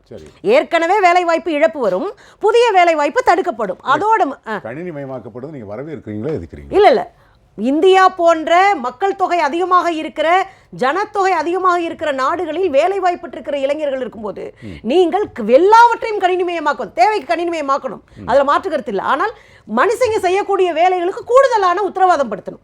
ஏன்னா அப்பதான் வேலை வாய்ப்பு வரும், குற்றச்செயல் குறையும். நீங்க ஒரு சமூகத்தை வெறும் படிச்சுட்டு வேலை இல்லாம தெருவில் அலைய விட்டீங்கன்னா குற்றச்சமூகமாக மாறி போகும். அதுல நீங்க தடுக்கவே முடியாது. அப்புறம் இன்னொன்னு அண்ணா சொன்னாங்க, தள்ளுபடி அப்படின்றது ஒண்ணு இல்ல, தள்ளுபடி பண்றது இல்ல அப்படின்னு. அதை நம்ம எப்படி பார்க்க வேண்டி இருக்குன்னா, அரசு வரவு செலவு கணக்குகள் இருந்து அந்த கணக்கு தூக்கிடுவாங்க. இப்ப வரவு செலவு கணக்குள்ள அது வராது. அப்ப தள்ளுபடினா தனியா ஒரு கணக்கு வச்சுட்டு அதை மெயின்டைன் பண்ணுவாங்க. அதை எப்படி மெயின்டைன் பண்ணுவாங்க? வருதான்னு பார்ப்பாங்க, வர்ற வரைக்கும் வரும், இல்லன்னா போயிட்டே இருக்கும். அவ்வளவுதான். அது வரவு செலவு கணக்கு வழக்குல இருக்காது. அதுதான் தள்ளுபடின்றது. அப்ப வரவு செலவு கணக்குள்ள வரல அப்படின்னாலே அதை வந்தா வரும், வராட்டினா போகும் அப்படின்ற வாரா கடனுக்குள்ள அது வந்துடும். இதுல இன்னொரு சிக்கல் என்ன இருக்கு அண்ணா, நான் முடிச்சுக்கிறேன், நான் இடையிலே வரல. இன்னொரு இதுல சிக்கல் என்ன இருக்கு அப்படின்னு சொன்னா, இல்ல எல்லாரோட தகவல் போகணுன்றதை இன்டர்ஃபியர் பண்ணாம போடுறது. இதுல இன்னும் என்னன்னா, தனியார் வங்கிகளுக்கும் பொதுத்துறை வங்கிகளுக்குமான வளர்ச்சி இருக்கு பாருங்க, அது மலைக்கு மடுக்குமான வளர்ச்சியை நீங்க மாத்தி இருக்கிறீங்க. அதுல என்ன சிக்கல்? அதுதான் மாத்துனது யாரு? அதுதான் நீங்க என்ன சிக்கல்னா, கடினமான நீங்க பணமாற்றி நம்ம அறிவிச்சோம் தெரியுங்களா, பணம் மாற்ற அறிவிச்ச பிறகு நம்ம பேங்க்ல டெபாசிட் போடுவோம் இந்த ஏடிஎம்ல. அப்படி டெபாசிட் போடுற கணக்குகளை நீங்க எடுத்து பார்த்தீங்கன்னா, தனியார் வங்கிகளுக்கு ஒரு 10 ரூபா போட்டாங்க அப்படின்னா அரசு துறை வங்கிகளில் ₹1. அதை நானும் இவருமே உட்காந்து டிஸ்கஸ் பண்ணியிருக்கோம். ஒரு தனியார் தொலைக்காட்சி எனக்கு நல்லா ஞாபகம் இருக்கு. ₹1 போடுறது. அப்போ இவ்வளோ பெரிய ஜனசந்தடி இருக்கிற அரசு துறை இதில் ஒரு பங்கும், தனியார் துறைக்கு 10 பங்கு பணமும் புதிய பணங்கள் கொடுக்கப்பட்டது. இதன் மூலமா அவர்களுடைய வரவு செலவு ரொட்டேஷன் என்பது அதிகரிக்கப்பட்டோம். இவங்க கரைஞ்சு இருந்தது ஒன்று. ரெண்டாவது என்ன ஆகி போச்சுன்னா, ரூல்ஸ் அண்ட் ரெகுலேஷன்ஸ். நீங்க இத்தனை முறை எடுத்தீங்கன்னா இவ்வளவு ரூபா கொடுக்கணும். நீங்க 100 ரூபா எடுத்தா அதுக்கு 25 ரூபா கொடுத்த காலம்லாம் உண்டு. இப்ப அரசு துறை நிறுவனத்தை நேரடியாக மத்திய அரசு கண்காணிக்குது, வழிநடத்துது. அதுதான் இப்பயும் நான் சொல்றேன், அதுதான் சொல்றேன், இப்பயும் பிடிக்கிறாங்க. அப்போ இந்த ரூல்ஸ் அண்ட் ரெகுலேஷன் எத்தனை தடவை எடுத்தாலும் காசு பிடிக்காத இருக்கிற தனியார் வங்கி கிட்ட அக்கௌண்ட் வைப்பாங்களா, இல்ல இங்க வைப்பாங்களா? இன்னொன்னு கேஷ்லெஸ் சொன்னாங்க இல்லையா, அதுல ஒரு பெரிய சிக்கல் இருக்கு. கேஷ்லெஸ் அத்தனையும் நீங்க தனியார் பேங்க் தான் அதை பெரிய அளவில் ஸ்டிமுலேட் பண்ணுது. வெளிநாடுகளில் இருந்து வந்த, சீனாவில இருந்து வந்த பேடிஎம் போன்ற பெரிய கம்பெனி கூட இங்க இன்ஃப்ளூயன்ஸ் பண்ணுது. அப்ப நமக்கு என்னன்னா, உள்துறையில் இருக்கிற அரசு வங்கிகள் டப் பண்ணப்பட்டு தனியார் வங்கிகளை வளர்த்து விடுகிற வேலையை அரசு செய்கிறதோ, அரசியல்ல அரசாங்கம் செய்கிறதோ என்கிற எனக்கு ஒரு அச்சமும் வருகிறது. அதோட சேர்த்து இந்த பொருளாதாரம் சார்ந்து நம்ம இவ்வளவு பேசுறோம்ல, வங்கிகள் இந்திய பொருளாதாரத்தின் அடிநாதமா இருக்கு. ஒரு பெரிய பெரிய கார்ப்பரேட்டுகளை, பெரிய பெரிய நிறுவனங்கள், பெரிய பெரிய அரசு துறை விஷயங்களை கையில் எடுத்து செய்யறதுக்கு இந்த வங்கிகள் பெரும் உதவியா இருக்கு. ஆனா இப்ப என்ன நிலைமை ஆகி போச்சுன்னா, வாராக்கடனை நம்ம வசூலிக்காம விட்டு, வாராக்கடன்ல கணக்குக்காம விட்டு, இந்த வங்கிகளை டப் பண்ணி கீழே இழுத்து ஒண்ணு இல்லாம ஆக்கிட்டோம். ஆனா இந்த வங்கி ஊழியர்கள் போராடுறாங்க, நீங்க அதை மறுக்கவே முடியாது. 24 மணி நேரம் வேலை செஞ்சவங்க உண்டு, 24 மணி நேரம் வேலை செஞ்சு தற்கொலை பண்ணிக்கிட்ட வங்கி ஊழியர்கள் உண்டு, மன அழுத்தத்தால. அப்ப 24 மணி நேரம் செய்ய வேண்டிய நம்ம பணமாற்றம் இதுல 2 மாசமா 3 மாசம் அவங்க அந்த வேலை பார்த்தாங்க. அதுக்கான ஊதியம் கூட நம்ம கொடுக்கல. என்னத்துல அது ஒரு ஊதியம் கூட நம்ம கொடுக்கல. அப்ப இப்படி இருக்கிற போது பொதுத்துறை வங்கிகளை பாதுகாப்பதன் மூலமாக அரசு பொதுத்துறை வங்கிகளை உச்சாணி கொண்டு போறதுக்கு பதிலாக அதை டப் பண்ணி கொள்கை சார்ந்த சில முடிவுகளால் அதை ஒன்றும் இல்லாமல் கீழே இழுத்துட்டு அதை தனியார் வங்கிகளை உற்சாகப்படுத்தி ஊக்கப்படுத்தி வைக்கிற ஒரு வேலையை செய்கிறது என்கிறத பெறலாம். ஒரே ஒரு பதில் மட்டும் சொல்லிடுறேன். ஏன் வட இந்திய வங்கிகளுக்கும் தென்னிந்திய அரசு உடைமையாக்கப்பட்ட வங்கிகளுக்குமே வித்தியாசம் உண்டு. நீங்க என்ன பார்த்தீங்கன்னா, ஒர்க்கிங் ஸ்டைல்ல மட்டும் கிடையாது, அந்த மக்கள், அந்த சூழல், அந்த பொருளாதார தன்மை, இதை வைத்துதான் வங்கிகள் இயங்குது. அப்ப வட இந்தியாவில் இருக்கிற வங்கிகள் வேற முகத்தோட இருக்கு, தென்னிந்தியாவில் இருக்கிற வங்கிகள் வேற முகத்தோட இருக்கு. அப்ப இந்த முகத்தோட இருக்கிற வளர்ச்சி சார்ந்த இந்த வங்கிகளை ஒண்ணுபடுத்துறதன் மூலமாக நீங்க வங்கி ஊழியர்களை மீண்டும் ஒரு மன அழுத்தத்துக்குள்ள திணிக்கிறதுக்கு முயற்சியும் நடக்குதோ என்று அச்சப்படுறேன். அதாவது இந்த 7 லட்சம்ங்கிறது சர்வீஸ் டிபார்ட்மெண்ட்ல 70,000 பேருக்கு புதிய ஒரே சேர்த்து சொல்லிடுங்க. ஸ்டேட் வங்கி சம்மந்தமாக சொன்னாங்க. இந்த அசோசியேட் பேங்க்ஸ் எல்லாம் இணைச்ச பிறகு இப்போ இந்த மார்ச் மாதம் மட்டும் 4,875.80 கோடி லாஸ் காமிச்சிருக்காங்க. ஃபஸ்ட்டு குவார்ட்டரில் மார்ச், அதுக்கப்புறம் மார்ச்சில் 7,718 கோடி. ஜூனில் 4,875 கோடி இணைத்த பிறகும். ஆமா, இணைத்த பிறகு. டிசம்பர்ல 2,416 கோடி. இது யாரும் பேச மாட்டாங்க. இதெல்லாம் இணைச்ச பிறகு நாங்கள் லாபம் பண்ணிடுவோம், நாங்கள் பெரிய பேங்க் ஆக்கிடுவோம், எல்லாத்துக்கும் சேவை பண்ணிடுவோம்னு சொல்லலாம். சுத்தமான பொய், ஏமாற்று. அதாவது வராக்கடன்கள் இருக்குல்ல, இதெல்லாம் தள்ளுபடி பண்ணுறதுக்கு இதுவும் ஒரு வாய்ப்பு. பேங்க் ஆஃப் தஞ்சாவூர் இணைஞ்சது, பேங்க் ஆஃப் தமிழ்நாடு இணைஞ்சது, அங்கிருந்து வந்தது போகிறான். வராக்கடன்கள் அப்படியே வந்து காணாமல் போயிடுச்சு. இதுக்கான ஏற்பாடுகளில் இந்த வங்கி இணைப்புக்கு பின்னாடி இவ்வளவு நஷ்டம் ஸ்டேட் பேங்க் ஆஃப் இந்தியா காமிச்சிருக்காங்க. அதுக்கு ஒரு உள்ளர்த்தம் இருக்குன்னு சொல்றீங்க. இருக்கு அது ஒண்ணு. அதுக்கு அடுத்தால ஒண்ணு ஒரே ஏரியா சொன்னா சரி. இது வந்து தவறான தகவல் அவர் சொல்றாரு. ஐயா நான் வந்து ஆத்தன்டிகேட் ஸ்டாண்ட் பை தட். வரும்போது நான் ஸ்டாண்ட் பை தட். இத நம்ம திருப்பி நம்ம மறுபடியும் நம்ம ரெண்டு பேரும் உட்கார்ந்து இன்னொரு விவாதத்துல தான் பேச முடியும். சரி. வங்கிகளை வந்து சீர்திருத்தம் பண்றது, இணைக்கிறதுங்கிறது பல நாளுகளா பேசிட்டு வர. இப்ப சில வங்கிகள் வந்து செயல்பாடு குறைவா, பஞ்சாப் நேஷனல் பேங்க் ஒரு வங்கிக்கு பதிலாக 4 வங்கி சேர்த்து பண்ணுறதுங்கிறதுனால அதில் நம்ம என்ன பார்க்கணும், ஒன்று நஷ்டம் ஏற்படக்கூடாது. ஏற்கனவே லாபம் இருந்தால் இப்போ நஷ்டம் இருக்கா? ஸ்டேட் பேங்க் வந்து இந்த 4 வங்கி இணைத்த பிறகுதான் நஷ்டம் இருக்கா? முன்னாடி நஷ்டம் இருக்கா? இப்போ சொல்லாட்டாலும் பரவாயில்ல, இது மனசில் வச்சுக்கிட்டு இந்த மேடையில் இனி அடுத்தது வருவீங்கல்ல, இதுக்கு நீங்கள் பதில் சொல்லணும். அதாவது இணைப்புக்கு பிறகு கூட நட்டம் ஏற்பட்டிருக்கிறது என்பதை நிச்சயமா சொல்லுவேன். அதாவது இணைப்புக்கு முன்னாடி லாபம் இருந்துச்சு, இணைப்புக்கு பிறகு நஷ்டம் அடைஞ்சிருச்சா அப்படிங்கிறதுக்கு அவர் பதில் சொல்லணும். தெரிஞ்சுக்காதீங்க. இல்ல அவர் வந்து நஷ்டம் இருக்குன்னு சொல்றாரு ஒழிய இணைப்புக்கு முன்னாடி பின்னாடி அவர் பேசல. அதே மாதிரி இப்ப லாஸ்ட் குவார்டர் நான் பார்த்துட்டு வந்ததுல அவர் பேங்க் ஊழியர், அவர் பேங்க சொல்றாரு. அடுத்து வந்து மறுபடியும் இந்த வராக்கடன் தள்ளுபடி என்பதெல்லாம் இதெல்லாம் உலக அளவில் பல நாட்டு வங்கி தலைவர்கள், ரிசர்வ் வங்கி தலைவர்கள்லாம் அவர் தெரியும். சுவிட்சர்லாந்தில் பேசல்னு ஒரு இடம் இருக்கு. அந்த பேசலில் வந்து அடிக்கடி கூடி பேசுவாங்க, உலக நாடுகளை எப்படி செய்யணும், எப்படி பண்ணணும்னு. அப்போ உண்மையிலே நம்ம நாட்டுக்குள்ள பிரச்சனைகள் வேற, அவங்க நாட்டுக்குள்ள எல்லாமே தனியார் வங்கி, அவன் வேற ஸ்டைல பண்ணுவான், நம்ம அவன் ஸ்டைல பண்ண முடியாது.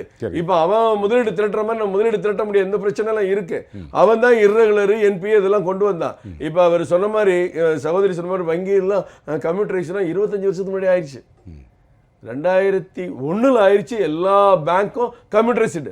2001க்கு பிறகு இந்த 27 கம்ப்யூட்டர்ல தான் செயல்பட்டு இருக்கோம். அதை நம்ம இப்ப புதுசா வந்து யாரும் எதுவும் கம்ப்யூட்டரைஸ் பண்ணல. இப்ப விசா கார்டு, மாஸ்டர் கார்டு எல்லாம் நமக்கெல்லாம் நான் குழந்தையா இருக்கும் போதே வந்திருக்கும் போல. அவ்வளவு காலத்துல இப்பதான் நம்ம பேடிஎம் வந்திருக்குன்னா உலகம் பூரா இருக்கான். விசா கார்டு நம்ம பாக்கெட்ல இருக்குன்னா உலகம் பூரா இருக்கு. அது நாட் ஒன்லி இந்தியாவில் மட்டும் சைனாக்காரன் புதுசா வந்து ஒரு காலம் வந்துருச்சு. அது 94 வந்துருச்சு. ரொம்ப சந்தோஷம். இவங்க எல்லாருமே உலகம் பூரா இருக்கிற players, not only Indian players இல்ல. கொக்கோ கோலா உலகம் பூரா இருக்கு. கொக்கோ கோலா வந்தா இங்க இருக்கிற ட்ரிங்க்ஸ் எல்லாம் ஒளின்னு தான் சொன்னோம். ட்ரிங்க்ஸும் ஓடிட்டு இருக்கு, இந்த கொக்கோ கோலா குடிச்சுக்கிட்டு இருக்கான், பவுண்டாவும் குடிச்சிட்டு இருக்கான். இது வந்து இப்ப நீ ஒரு பொருளை தடை பண்ணா என் பொருள் அங்க விலை போகாது, என் பொருளை நீ அங்க விற்க முடியாது. இன்னைக்கு தென்னிந்தியாலாம் வங்கிகள் வேற மாதிரி இருக்கு, அங்க இருக்க வங்கிகளுக்கு சப்போர்ட் இருக்கு. இங்க எல்லா கார் கம்பெனி இங்க தான் இருக்கு. சென்னையில வந்து தொழிலதிபர்கள் குறைவு, இந்திய அளவில் தொழில் பார்க்குறவங்க நிறைய. நம்ம தான் தமிழை தவிர எதுவும் படிக்க மாட்டோமே, இந்திய பேச தெரியாது, ஆங்கிலத்தில் கொஞ்சம் தானே கவர்ச்சியில் சேர்ந்துருக்கோம். தமிழ்நாடு பார்டரை விட்டா இந்தியா பூரா ஒரு லாங்குவேஜ் பேசுறான், எல்லா லாங்குவேஜ்ல வியாபாரம் பண்றான், எல்லா ஊர்லயும் ஒரு தொழிலை பண்றான். நமக்கு அது தொடர்பே கிடையாது. அதுதான் நம்ம தமிழக தலைவர்கள் எல்லாம் தன் பிள்ளைகளை அமெரிக்கால படிச்சு வச்சுட்டு இங்க மட்டும் வைகோ மாதிரியால் பேசிட்டு இருப்பாங்களே. யோசிச்சு பாருங்க. சொல்றேன், தொழில் ரீதியா அவங்க மொழி சார்ந்த, கலாச்சாரம் சார்ந்த மாநிலங்கள், கன்சூமர் உற்பத்தி இந்தியாவில் அதிகம். இதெல்லாம் நம்ம செயல கிடையாதுங்கிறதுக்காக சகோதரி சொல்றேன், வேற ஒண்ணும் இல்ல. திரு கரு நாகராஜன் அவர்களுக்கு ஒரு தாழ்மையான விண்ணப்பம். எனக்கு தோழி சுந்தரவள்ளி கேட்ட கேள்விக்கு உங்கள்கிட்ட இருந்து பதில் வரல. அந்த தள்ளுபடின்னு சொன்னாங்கல்ல, வாராக்கடன் தள்ளுபடி என்ன சொன்னாங்க, அது எப்படிங்கிறத சொல்லுங்க. அதைத்தான் சொல்றேன் சார், தள்ளுபடிங்கிறது இல்லை. அதுக்கு ஒரு சார், இப்ப நீங்க வந்து லோன் வாங்குறீங்க 1000 கோடி, 1000 கோடி லோன் வாங்குறதுக்கு நான் என்ன பண்ணுவேன், உங்களுடைய சொத்துக்கள் எல்லாம் வாங்கிடுவேன். என்ன நான் சொல்லிக்கிறேன், நீங்க அப்புறம் சொல்லலாம். நீங்க கொடுக்குற லோனுக்கு நான் ஒரு கேரண்டி கொடுப்பேன். சரி, இப்போ ஒரு தனிநபர் வீடு கட்டுறான்னா அவன்கிட்ட கொலட்ரால் 200% வாங்கிடுவோம். பெரிய கார்பரேட் கம்பெனிக்கு கொலட்ரால் 30%, 40%, 25% சூழ்நிலைக்கு ஏற்ப வாங்குவோம். அந்த சொத்துக்கள் பல நாட்களில் விலை கூடினாலும் கூடும், சில ஏரியாக்கள்ல குறையும். இப்போ வாசனைக்கேர்னு ஐயா சிதம்பரம் அள்ளி விட்டு போனாரு, அது ஒண்ணுமே இல்லாமல் ஒரு பழைய டேபிள் சேர் தான் கிடக்கு, அது உலகத்துக்கே தெரியும். அவர் இப்போ கருப்பு பணத்தை இதெல்லாம் பேசுவார், அது இவங்க 2 பேருக்கு சம்மந்தம் இல்லை. நான் உங்களுக்கு அரசியல் ரீதியாக சொல்றேன். இன்னைக்கு இந்த வராக்கடல் தள்ளுபடி என்பது சமீபத்தில் கடந்த ஒரு 2 மாதத்துக்கு முன்னாடி வெளியிட்ட அறிக்கைப்படி 2,36,000 கோடி குறைச்சிருக்கிறதுலாம் கொஞ்சம் கெடுபிடி பண்ணி பேங்க்ரப்சி ஆக்ட் கொண்டு வந்து நீ தொழிலை ஒழுங்காக நடத்து பணத்தை கட்டு, இல்லாட்டி ஒரு தொழிலே நாங்கள் எடுத்துருவோம். முந்தி மாதிரி irregular NPA எல்லாம் தாண்டிட்டோம். இன்னும் கொஞ்சம் ஃபோர்ஸபிள் பண்ணி தான் நம்ம பணத்தை வசூல் பண்ணிட்டு இருக்கோம். இன்னைக்கு முந்திலாம் ஓடுறவன் இப்போ நாட்டை விட்டு முந்தி ஓட வேண்டிய அவசியம் இல்லை. ஜாலியாக பவனி வந்தான், கையில் விஸ்கி பாட்டில் வச்சுட்டு கிரிக்கெட் கிரவுண்டில் நின்றுக்கிட்டு இருந்தான். அது சார் நிச்சயம் ஒத்துக்குவார். இன்னைக்கு ஓடின விஜய் மல்லையா கிரிக்கெட் கிரவுண்ட்ல விஸ்கி கிளாஸ் வச்சுட்டு பக்கத்துல ஒரு நடிகை தோல் மேல காய் போட்டு ஜாலியா இருந்தாரு. இன்னைக்கு ஓடுறாரு. நீ ஒண்ணு பணத்தை கட்டு, இல்லாட்டி ஓடு, இல்லாட்டி ஒரு சொத்துக்களை பெரிய தள்ளுபடி என்பது கிடையாது. வராக்கடனை வசூலிப்பதற்கான தனி ப்ரொவிஷன் வச்சுட்டு தான் பண்ணுவாங்க. இல்ல தள்ளுபடி கிடையாது. திருப்பி எத்தனை முறை வேணாலும் சொல்லலாம். சரி சரி ஐயா 2 நிமிஷம் நான் உங்ககிட்ட அடுத்த கேள்வி இடைவேளை பிறகு உங்ககிட்ட வரேன். ஒரே ஒரு கேள்வி அண்ணா கேட்டாரு. இதுக்கு முன்னாடி பொதுத்துறை வங்கிகள் லாபத்துல ஓடிச்சா? இல்ல இதுக்கு முன்னாடி இல்ல. அவர் சொன்ன பதிலுக்கு லாபத்திலையும் போயிருக்கலாம், நட்டத்திலையும். ஒரே ஒரு கேள்வி என்னன்னா, உலகம் முழுவதும் ஏன் அமெரிக்கால கூட தனியார் வங்கிகள் எல்லாம் மூடப்பட்டு கொண்டிருந்த போது இந்திய அரசு பொதுத்துறை நிறுவனங்கள் நிமிர்ந்து நின்றன. இன்னொன்னு மோடி ஐயா அவர்கள் ஆட்சிக்கு வருகிற போது 2.41 லட்சம் கோடி தான் வராகடனா இருந்தது. இன்னைக்கு 8.26 கோடி ரூபாய் வராகடனா இருக்கு. இதற்கான விஷயங்கள் கழிச்சா கூட 6 லட்சம் கோடி ரூபாய் ஐயா காலத்துல வந்திருக்கேன். அதுக்குதான் அண்ணன் வந்து பதில் சொல்றேன். சரிப்பா, இல்ல அண்ணன் சகோதரி கேட்ட ரைட். ஆனால் அந்த கடன்கள் எல்லாம் நாங்க கொடுத்து எங்க காலத்திலேயே வராக்கடன் ஆகலம்மா. ஏற்கனவே அதானி அம்பானிலாம் அமெரிக்கால இருந்து வரல, ஏற்கனவே இந்தியாவில தான் இருக்காங்க. டாடா பிர்லா முதற்கொண்டு இந்தியாவில தான் இருக்காங்க. எல்லா சகாரா முதற்கொண்டு இங்கே தான் இருக்கான். இங்க இருந்தா லாஸா இருக்கான். பேச முதற்கொண்டு எல்லா கம்பெனியும் எடுத்துக்கோங்க. இன்னைக்கு நம்ம ஒரு முக்கியமான ஒரு இது சிஸ்டம் ஒரு விஷயம், கம்ப்யூட்டர் கம்பெனி என்னாச்சு, எவ்வளோ பெரிய லாஸ், வெளியில தெரியாமல் மறைச்சு எவ்வளோ பிரச்சனைலாம் வந்துச்சுல. இதெல்லாம் இப்போ நடக்குது. இது வழக்கமாக நடந்துட்டு வந்த பிரச்சனை. எங்க அளவில் நாங்கள் பண்ண கெடுபிடியில் எல்லாரும் கை தூக்கும் போது irregular அதிகமா தெரியுது, என்பிஏ அதிகமா தெரியுது. பிஜேபி கவர்மெண்ட் வந்து லோன் கொடுத்த பிறகுதான் என்பிஏ ஆனா நம்ம யாருமே சொல்ல முடியாது. இந்த பீரியட்ல கூடுதலா இருக்கு. கூடுதலா இருக்காது, ஏற்கனவே நோய் அதிகமா இருக்கு. நோய் முற்றுது. இந்த நோய் முற்றுறதுக்கு தான் நாங்க ஆபரேஷன் பண்ணிட்டு இருக்கோம். அதுதானே அரசாங்கம் என்ன ஒரு டாக்டர் வந்த பிறகு புள்ளிவிவரம் நோய் குறைஞ்சிருக்கு. அரசாங்கம் என்ன முற்றுறதுக்கு யார் காரணம்? கொடுத்தவங்க காரணம். புள்ளிவிவரம் என்ன சொல்லுது அரசு அப்படின்னா 9063 பேரு கட்ட முடியும் லோன, ஆனா கட்டாம இருக்கான்.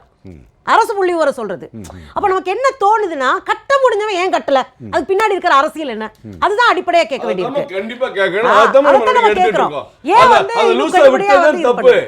நம்ம எடுக்கிற கெடுபடியை காங்கிரஸ் கவர்மெண்ட் எடுத்திருந்தா இந்த அளவுக்கு அதிகமாயிருக்காது. சரி, நம்ம தொடர்ந்து பேசலாம். நேயர்களே, இனி ஒரு சிறு விளம்பர இடைவேளைக்கு பிறகு மீண்டும் கேள்விகளாக தொடரும்.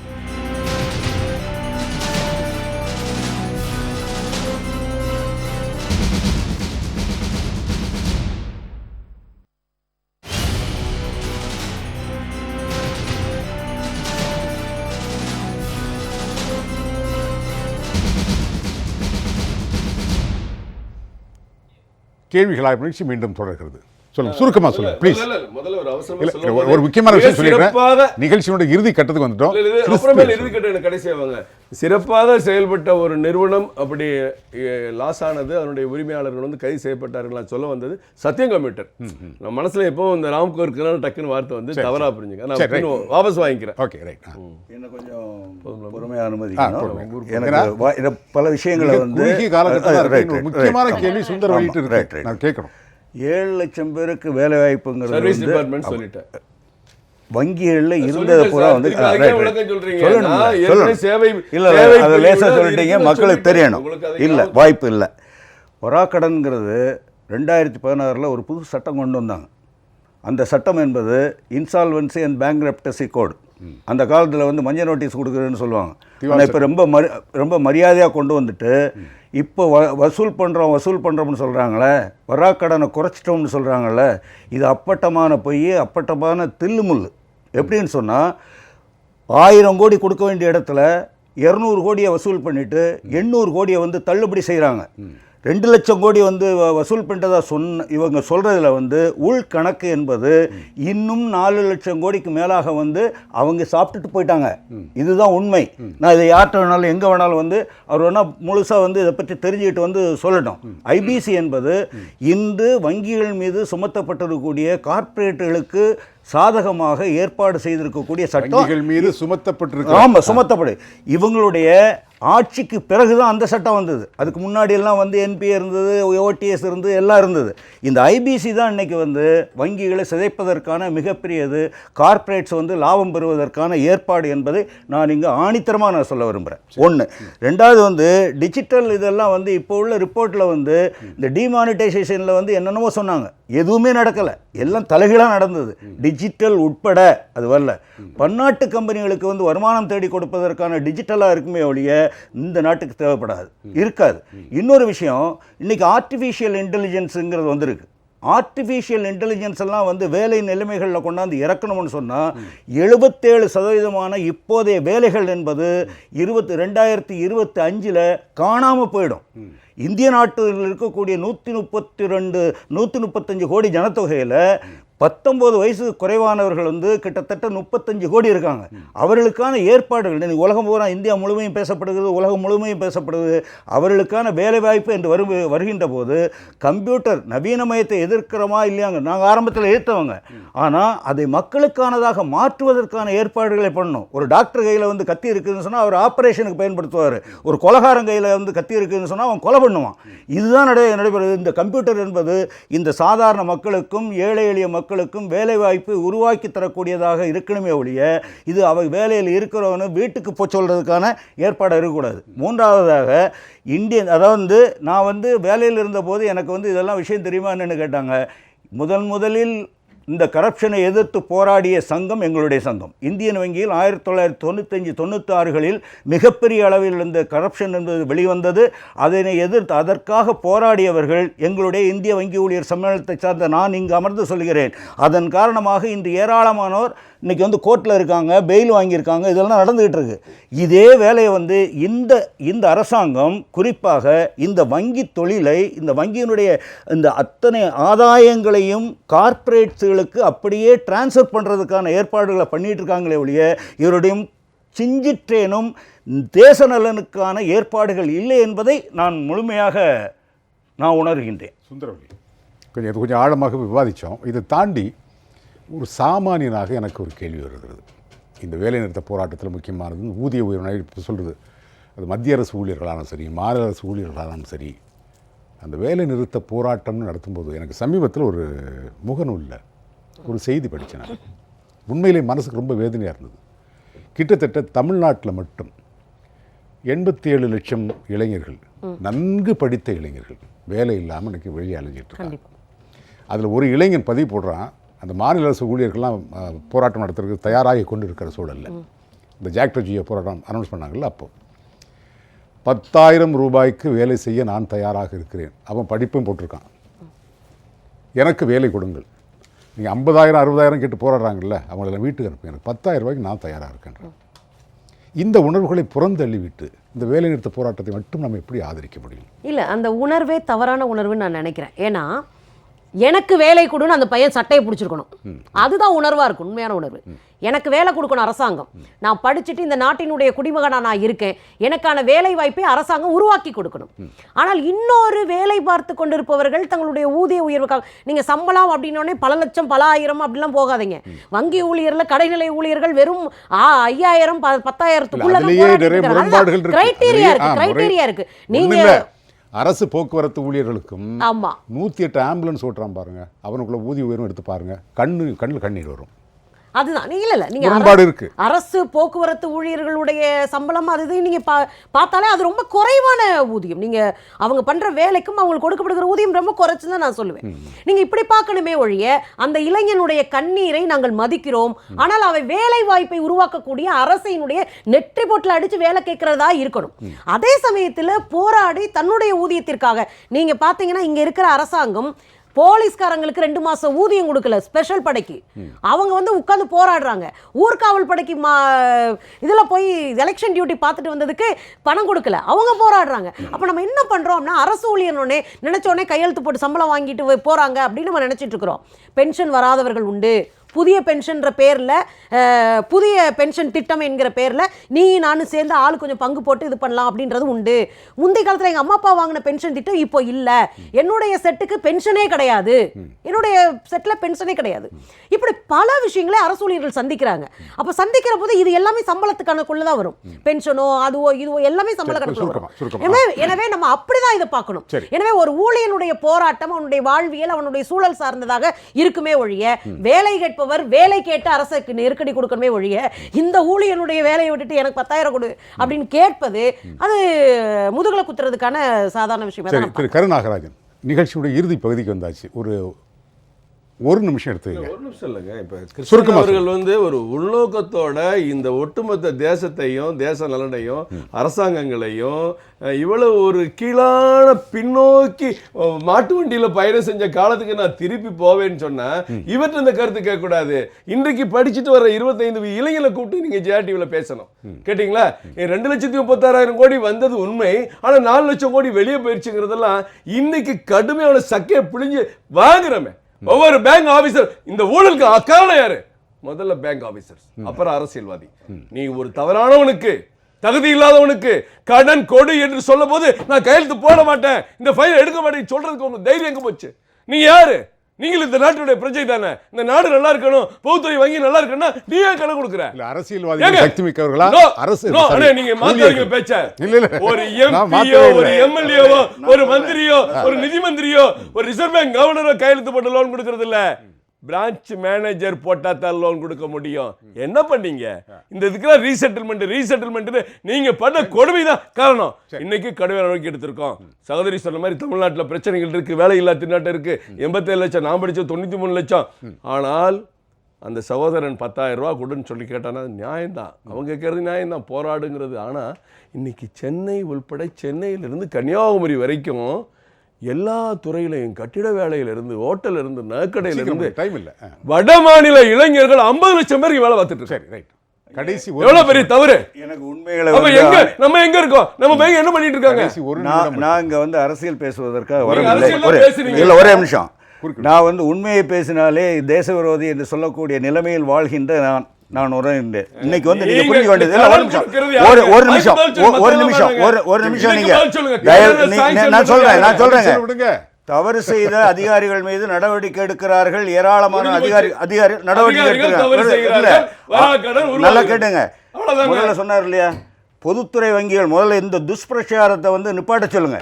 பொதுத்துறை வங்கிகள் வந்து கடந்த ஆண்டு மட்டும் 2018 மார்ச்சில் 1,88,000 கோடி வந்து ஆப்ரேஷன் ப்ராஃபிட் அடைஞ்சிருக்கு. அதில் வந்து தள்ளுபடி செஞ்சதுனால 55,000 கோடி வந்து நஷ்டத்தை காட்டியிருக்காங்க. 58,000 கோடி. அப்போ எங்க போச்சு? தள்ளுபடி வந்து 2 லட்சம் கோடி பண்றாங்க, 58,000 கோடி வந்து நஷ்டத்தை காட்டுறாங்க. ப்ளீஸ், இதுதான் உண்மை. இதை தாண்டி ஒரே இதை தாண்டி அகில பாருங்க ஒரு நிமிஷம். அதாவது வந்து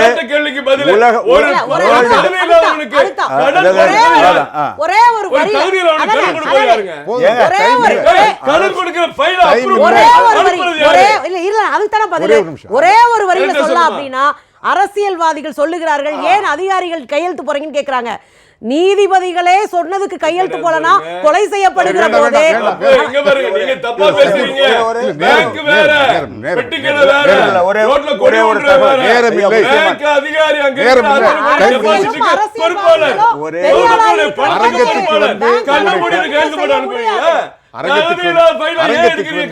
கருத்துக்களை சொன்ன மூவருக்கும் தொலைக்காட்சி சார்பில் நெஞ்சார்ந்த நன்றியும் வணக்கம்.